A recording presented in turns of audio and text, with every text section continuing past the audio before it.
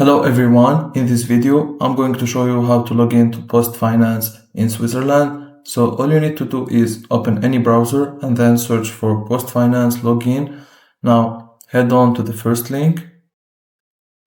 Now as you can see, we have three methods to log in. First, by inputting e-finance number or username and password. Then we have the quick login. You can log in using the QR code that you can scan the QR code with your smartphone, or you can log in with user identification as you can see, and then press on next, and then you will be logged in. If you have forgotten your password, all you need to do is press on forgotten password and then follow the instructions and you will retrieve your password. And that's it. If you find this video helpful, don't forget to like and subscribe, and thank you for watching.